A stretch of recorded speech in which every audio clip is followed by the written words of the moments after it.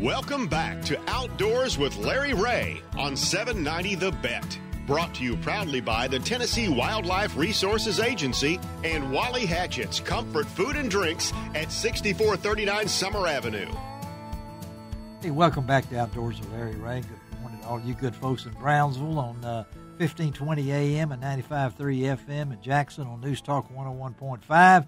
And right here in Memphis on AM 790 as we roll into our 21st year on the air. And we got some special guests in the studio. Of course, this is, like I said, third Saturday. And Frank Barton is here. And as I've told many people, I just can't get used to Frank driving up in that big GMC truck. It's about 15, what is it, 25 feet long? I mean, it just but you still have the old. It's big enough to hold all my dogs. And number, how many dogs do you have now? 6. You have 6 dogs right now. Okay, now today you will be heading down to Tupelo, right? Tupelo. I got what's going on down a double event a double master event in Tupelo. And a double master. Now, explain that before we go back to our guest. 2 tests back to back. Two master tests back to back. 2 different sets of judges. Okay, and how many? Enter one, start it. And the second one starting. Actually, the second one is starting today. Okay. So, what's her dogs? What's the name of the dogs you got down there? I only have one entered this weekend. Hershey. Hershey's in there. Okay. Hershey just had her puppies, and she's back running. Hershey had some. How many puppies Hershey had? Hershey had 9. 9 puppies. Is that a normal litter for I don't know. That's average. It's an average. About the same size she had the last time. Yeah. That's quite a family there that you inherited. I know. Do you still have hope? I don't mean that as an expression, but he has a dog named Hope. You do have a dog named Hope. I have a dog named Hope. And I still have hope. You still have hope for Hope? Yeah. You have hope for Hope? Or Hope has been training pretty well the last couple of weeks. But she might turn out okay. But you have another dog that's very well. I mean, don't you have? I have Goose. Goose. And Goose has made the Master Nationals, right? Right. And Goose is already qualified this year, so I'm not running him on weekend tests. I'm just training him, and we'll get Hershey qualified, and then I'll have 2 qualified for this year's. And this year's event is out west, right? Oregon. It's way out west. It's way out west. And where in Oregon? Roseburg, Oregon. Roseburg, Oregon. And how many dogs did you have last year? 1,100, did you tell me? 1,160 something last year. Something. You know them all. You don't have numbers. I can't. You go to sleep at night thinking of dogs jumping around. Sometimes I put it to bed, but we'll have something less than that this year. We'll probably have maybe 1,000 this year. Because it's Oregon. I mean, it's hard to get to Oregon, I mean, you ship on the covered wagon.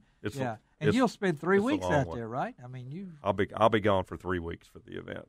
Okay. Is Lynn going this year? Lynn will be there. Okay.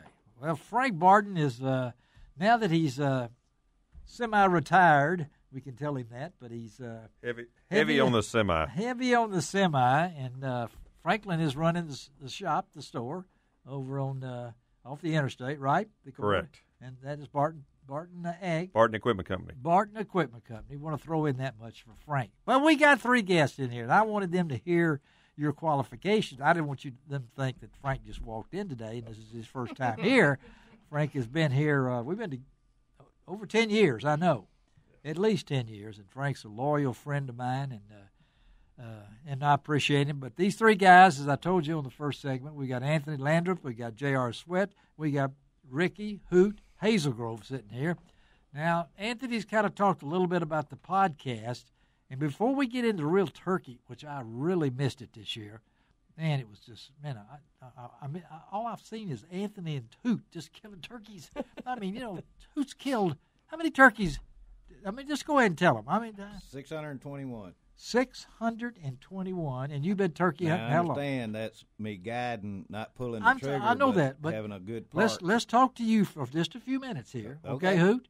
Because you hunt what's the name of the Blackwater Hunting Services in Ulmer, South Carolina. This past spring was my 25th year to guide there. 25th year to guide there, and you have connections with that area. Tell our listeners. Absolutely. Number one, I started in 1973 at Parris Island, South Carolina at the luxury hotel called Paris Island Marine Corps Boot Camp. Yes, sir. And in 1993, that was my last duty station. So same hotel, same luxurious waterfront, You were in the Marines for how long then? 20 years. 20 years in the Marines. Correct. Okay.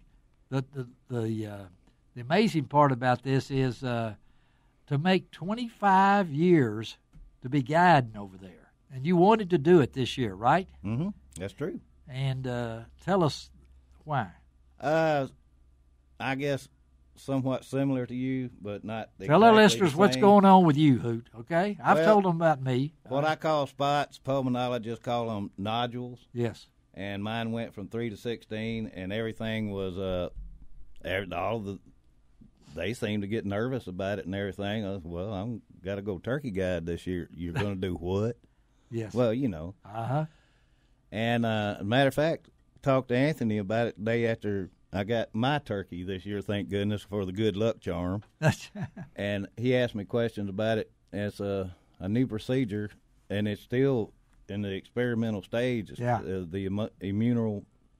Don't ask me. They build your immune system up. Yeah, I have no immune system right now. That's my problem right And the now. biggest thing is that whatever medications I'm on or whatever, they have to exact. Exact. Everything has to be exact. Okay. And while I was taking, when I guide, we got 2.5 days. Okay. AM, PM, AM, PM, AM. Right. On Wednesdays after the AM hunt, that's their 2.5 day package. Yes. They would leave. I would go to North Augusta, Georgia, and have treatments there. Yes. And be back to greet the new hunters. Yes. And had to talk to Terry Hires. He's the owner and operator of Blackwater. Yes. Told him if you don't have to let me know if I'm not producing, I'll know. Yeah. 20 years in the Marine Corps taught me that if I can't produce, I'm right. not going to interfere with your business. That's right. My first 4 hunters killed turkeys on their first day. And the fourth one was a bow hunter. This year, on this 25th? Correct, this past spring. Wow. And I would rather not talk about bow hunters and turkey hunting. Okay. We can talk about anything you want. We're not to, talking about but that. I'd rather not talk. We're about not. We're not. We're just. We're the talking second- about your journey here. This man. is the second year with a bow hunter, or actually 3. Yeah. And they've each got a turkey with me, but I'd rather not talk about bow hunters and turkey hunting. You've already talked about it twice now. I'm trying not to talk about it. I don't you keep talking about it. You know? I don't want to opinionate no, too big. let's being just the move guide. on. Let's talk about your journey. I mean, because we're sure going to talk about it off air. I can promise you that. After all this, yes, yeah. Well, all right. Let's talk about your journey. I mean, because turkey hunting hunting for me started actually in the spring of 1974. Wow. Okay. And wasn't many turkeys in 74. As all y'all know, in our area, nobody turkey hunted. Nobody. No. Well, you know for a fact who did, and I worked there and bagged groceries. My for father-in-law. him. Yeah. Okay. He actually gave me my first mouth call in 1974. In 1974. So that's. But now I didn't hear a turkey gobble to 1975. So a whole and year. I didn't kill one to 1978. He's got all this in his mind, doesn't he? I mean, he's logged it in there. He doesn't even have a journal. But I kept a log book when I killed my first one. Okay. Just for me, I was so interested in it. But if you think about the media the way it is today, it's nothing to get on your phone and you can watch a turkey hunt. You can watch I've watched some. You can watch a catfish. You can watch a dog. Everything in the world. But back then, my true inspirations was number one, his father-in-law. Yes. His name Everett Maxwell. He run the Maxwell's Big Star there in Bolivar. And really? Okay. Yeah, I tell a lot of people I don't know if he may have killed the first legal and illegal bird in Hardeman County. That's where I got my hunting start. Was right there. I've been at that grocery store many years ago. Well, and that was your father-in-law. That's right. Yeah. And so he was the turkey hunter, and he gave you the first mouth call. Well, I would close the store with him on his nights depicted to close the store. Yeah. And he told me, on his one day off or whatever, he'd go to Shelby Forest and turkey hunt. I said, turkey hunt? Yeah, Shelby Forest. Turkey hunt. Yeah. But that kind of opened my eyes, and just to speed it up just a hair, first turkeys I ever killed were on a military base where I was stationed. And nobody, and when I say nobody, I was the only turkey hunter. A prime example in the early 80s. Yeah. Camp Pendleton, California. You were at Camp Pendleton. Kelly? 109,000 acres. They had a game unit. It was Rio Grande turkeys. Oh, yeah. And I knew nothing about really the species or anything. But if you think about something, I'm trying to put this in a sequence that makes sense. Well, that's hard for me to comprehend a lot of times, but go ahead. Every base except when I was stationed overseas had a game unit. Yes. And you go. You took advantage of it. Oh, did I ever? Did you? Yeah. And then all of a sudden, an individual from Mississippi named Will Primos. I know him personally. I know his wife. I know Will. He started this. He sent me a mouth call, and I kept gagging on it. He kept sending me more mouth calls. Series in 1987. Yeah, he did. The Truth. Yeah. The Truth won. You got 2 minutes, Truth.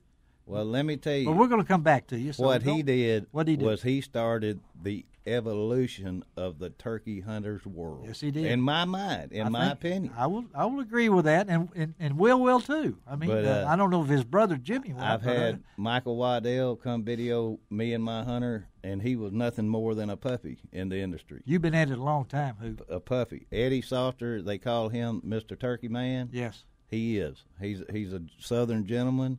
He's out to help anybody and everything to keep the turkey hunting world going. Well, hold on to that thought because we got a lot of talk. We're going to talk catfishing with JR. Anthony, jump in here because we got to have a witness on this to verify what he's saying. Oh, I know. I believe him because I've been with him several times. I've been with him, yeah. And we may even talk about Diesel, so you'd find out about this dog is more than the dog. I think it talks. Look. All right, let's take a break on Outdoors with Larry Ray. We'll come right back. Got J.R. Sweat, we got Hoot Hazel Grove in, we got Anthony Lander, and then Frank, come back and you do the intros on this next, okay? Get ready, all right? We'll be right back.